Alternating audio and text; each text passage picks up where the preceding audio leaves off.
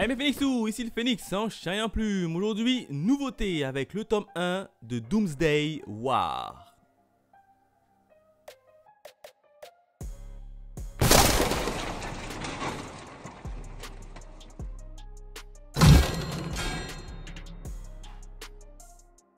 Et oui, hein, comme vous l'avez vu, hein, nouveauté sur cette chaîne-ci, on va faire des reviews notamment sur Doomsday War, un nouveau titre des éditions Doki Doki.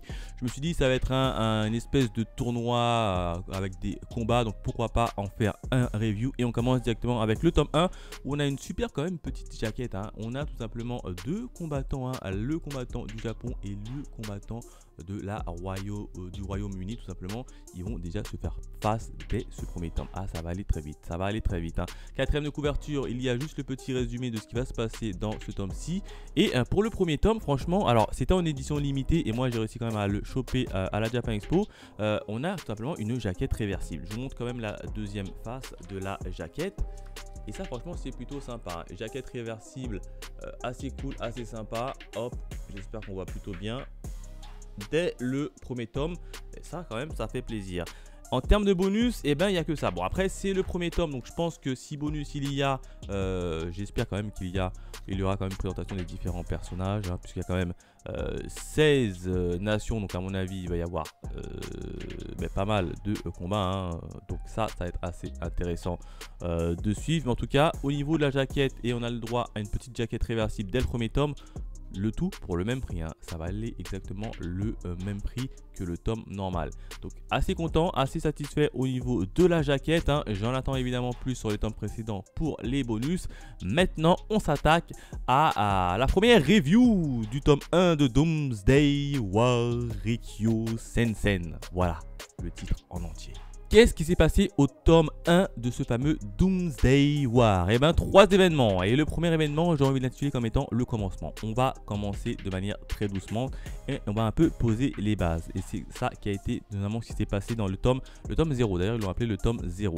Alors, il va y avoir une réunion, tout simplement, des 16 meilleures nations. Je ne sais pas pourquoi. Alors, je ne sais pas s'il en reste que 16 ou s'il y a d'autres nations derrière, mais en tout cas les 16 meilleures nations, ils vont se donner un petit rendez-vous, hein. Un peu comme le G7 quand vous voyez aux informations, et bien là ça va être la même chose, hein. Les 16 meilleures nations, ils vont aller dans dans leur QG, hein, ils vont se donner rendez-vous, et puis un peu ils vont discuter au niveau de la planète Terre, parce que vous le savez, là où ils vivent tout simplement, on a une planète Terre qui est littéralement à l'agonie, hein. La planète Terre elle va pas beaucoup résister, et justement ils donnent que 100 ans avant que la planète ne perde littéralement toutes ses ressources.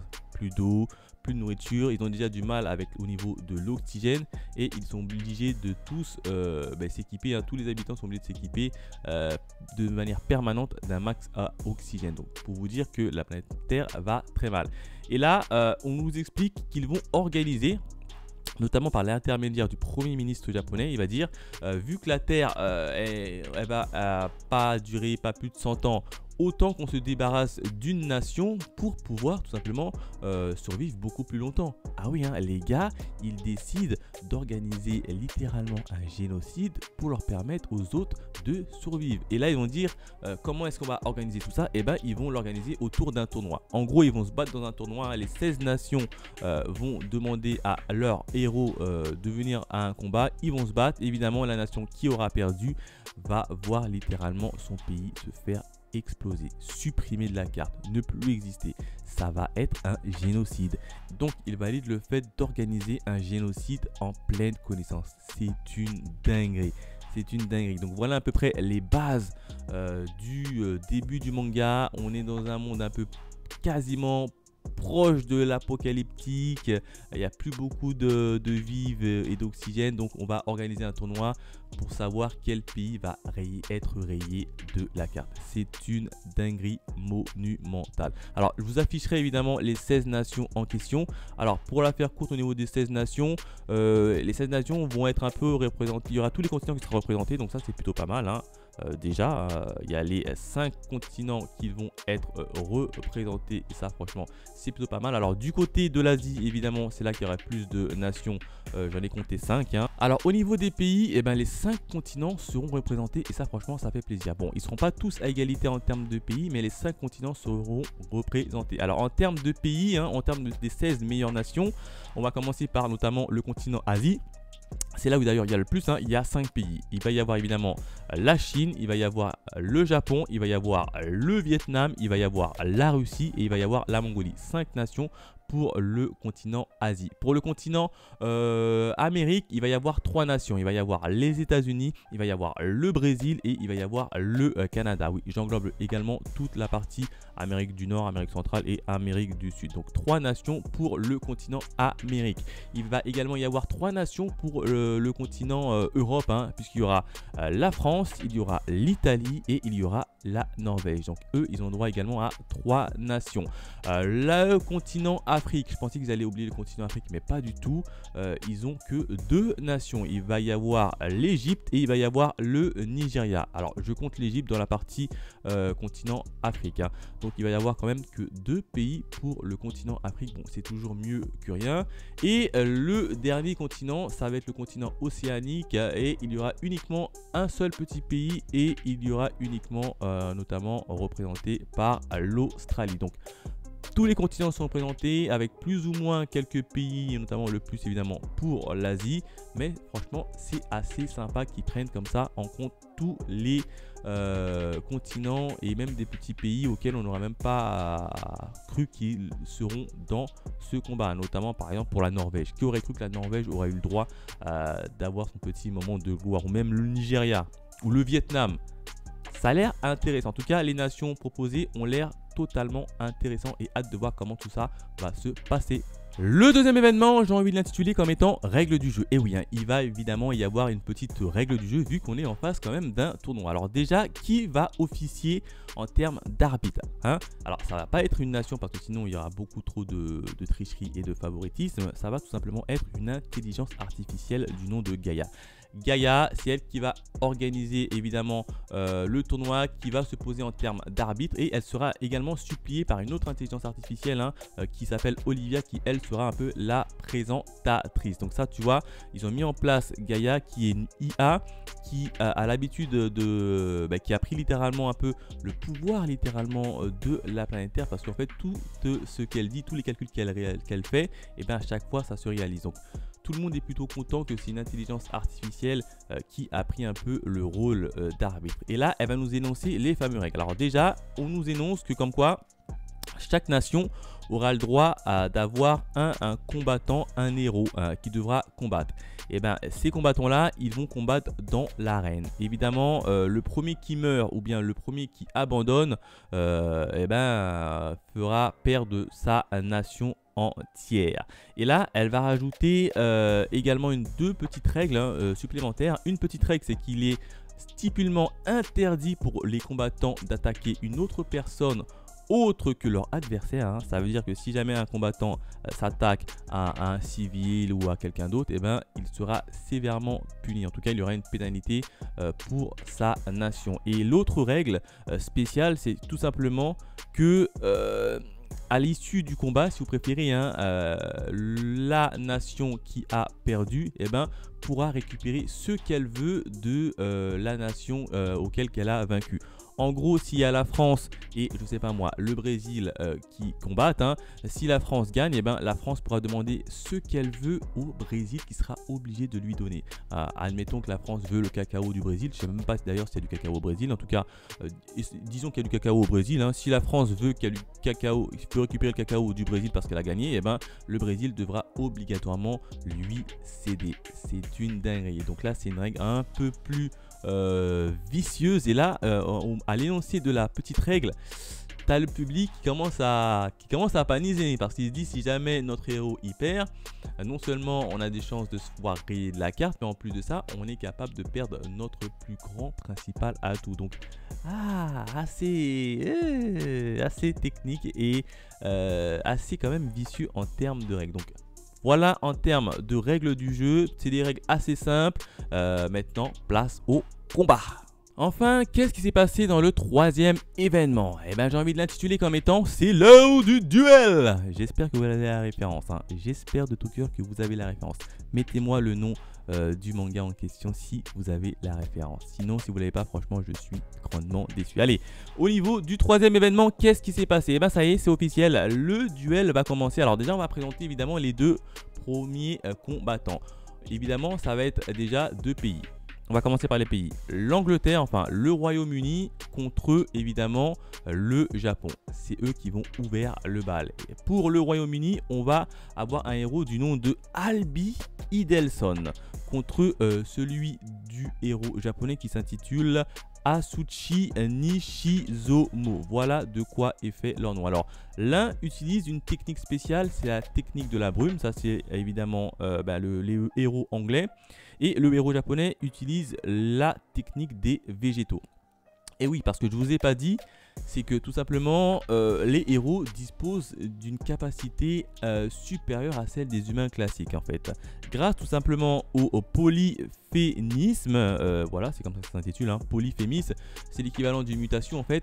Leur corps en fait, ils ont subi une mutation de manière, seule quoi, automatique, pour pouvoir survivre dans des conditions assez compliquées. Et c'est comme ça qu'en fait ils ont découvert qu'ils possédaient en fait des pouvoirs. Par exemple, eux, ils n'ont pas besoin de max à oxygène pour pouvoir survivre sur la planète, alors que les humains classiques ont tous besoin de survivre en ayant un max à oxygène. Donc ça, tu vois que c'est assez intéressant. Donc il va y avoir des combattants qui utilisent chacun leur pouvoir et ça, franchement, c'est plutôt pas mal. Alors, le combat, il va commencer et directement, tu as Albi, hein, notamment le héros anglais, qui va se diriger directement sur les arbitres. Il va se diriger sur Gaïa et sur Olivia et il va essayer de les trancher en deux. Et là, franchement, c'est chaud parce que si vous en souvenez, la règle spéciale, c'est que les combattants ne devront absolument pas s'en prendre à une autre personne que leur combattant. Et là, tu as Albi qui s'attaque directement à Gaïa et il a cherché à lui couper la tête. Et là, franchement, c'était quand même assez culotté de sa part. Évidemment, Gaïa lui a dit: frère, je t'avais prévenu que si tu t'attaquais à une autre personne que ton combattant, tu allais être sévèrement puni. En tout cas, ta nation allait être sévèrement punie. Ni une, ni deux. Gaïa l'a puni. Hein. Gaïa a puni la nation en tuant littéralement un des représentants du Royaume-Uni. Ah, ça pardonne pas. Hein. Ça pardonne pas. Et en plus de cas, le représentant du Royaume-Uni, il avait une femme, il avait une petite fille, tu vois. Bim, il s'est fait littéralement buter à cause de leur héros. Donc là, ça commence très mal.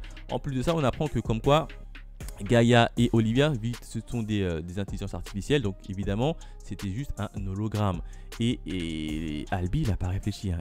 Il est parti s'attaquer à un hologramme, sachant qu'il ne pouvait rien faire. Et franchement, je me suis dit, mais il n'est pas très intelligent lui. Hein. Lui, il n'est pas très intelligent. En plus de ça, on apprend un peu plus sur la vie, on va plus en apprendre un peu sur le passé de Albi Idelson. Si vous préférez, Albi Idelson, c'est un gars qui a découvert ses pouvoirs assez tôt et très vite, il a commencé à tuer des gens. Il a littéralement tué des gens et il a été célèbre parce qu'il a détruit littéralement le pont de l'Angleterre. Alors j'ai oublié je crois que c'est la Tower London, un truc comme ça. C'est un pont au niveau de l'Angleterre. Il a littéralement explosé le pont et ça fait quand même pas mal de morts. Et les Angleterres, ils ont choisi qui comme héros? Ils ont quand même choisi un meurtrier comme héros. Donc là, c'est chaud quand même, c'est assez chaud. Évidemment, le combat, il va reprendre cette fois-ci de manière classique, hein, puisque là, tout de suite, tu as les Japonais et l'Angleterre qui vont se rentrer dedans en termes en utilisant leur pouvoir. Et là, tout de suite, tu as le représentant du Royaume-Uni. Il va donner l'ordre littéralement à son héros de utiliser la chose. Et là, on comprend pas trop. Et là, il va dire: je t'autorise à utiliser ton pouvoir spécial. Et on va apprendre tout simplement que chaque combattant a un pouvoir spécial. Je vous rappelle que, comme je le dis un peu plus tôt, tu as Idelson, il a la capacité d'utiliser le pouvoir de la brume. Et il va s'en servir. Le gars, il va s'en servir et il va littéralement se transformer. Et là, franchement, sa transformation, elle est assez cool, assez badass. Et un peu avec des yeux partout autour de lui. Et évidemment, son corps va commencer à cracher une certaine brume. En plus de ça, juste avant, on a tout simplement le représentant du Royaume-Uni qui a ouvertement dit ce qu'il souhaitait si jamais sa nation gagnait. Il a dit clairement, si ma nation gagne, ce que je veux littéralement récupérer le héros japonais. Donc lui, il veut littéralement dépouiller le héros japonais dans une autre nation. Et là, franchement, c'est assez intelligent. C'est assez intelligent de sa part parce que vous le savez, on est quasiment dans un monde apocalyptique et le monde, il est quelque sorte régi par Gaïa qui est l'intelligence artificielle. Et Gaïa a littéralement supprimé toutes les armées de toutes les nations pour pas qu'il y ait de guerre et pas que ça aggrave en termes de situations au niveau de la planète Terre. Et là, on nous apprend comme quoi que l'Angleterre souhaite s'attacher les services du héros japonais si jamais ils le battent. Franchement, c'est culotté. C'est plutôt culotté parce que d'autant plus, je ne vous l'ai pas dit, mais le héros japonais, là, Atsushi, vous savez c'est qui? C'est tout simplement le fils du Premier ministre. Le Premier ministre a envoyé son propre fils dans l'arène. Alors le Premier ministre au Japon, vous le savez, c'est l'équivalent du président. Il a envoyé son propre fils dans l'arène. Et lui, en question, il a un certain pouvoir, il est basé notamment sur le pouvoir des végétaux. Alors dans un premier temps, on va voir que la brume qui va essayer de l'encercler. Alors au départ, on pensait tous, notamment comme le héros japonais, on pensait tous que c'était une brume qui était là notamment pour se camoufler. Et bien en fait, pas du tout. Le fait que tu respires la brume, et tu risques de mourir parce qu'il y a un poison. En plus de ça, dans la brume, il y a plein de des petites lances, des petits kunai lancés en même temps que la brume. Donc si tu te prends la brume en plein fouet, tu risques d'être sévèrement blessé. Évidemment, tu as Asuchi, le héros japonais, qui va se le prendre en pleine poire et il va commencer à cracher du sang. Et là, on se dit, c'est fini. Je pense qu'il va se faire facilement battre par le héros Angleterre. Et puis là, contre toute attente, pendant qu'il est allongé par terre, il va commencer à diriger son sang. Et là, on comprend très vite qu'en fait, le pouvoir du héros japonais, c'est qu'il est capable d'utiliser également son sang.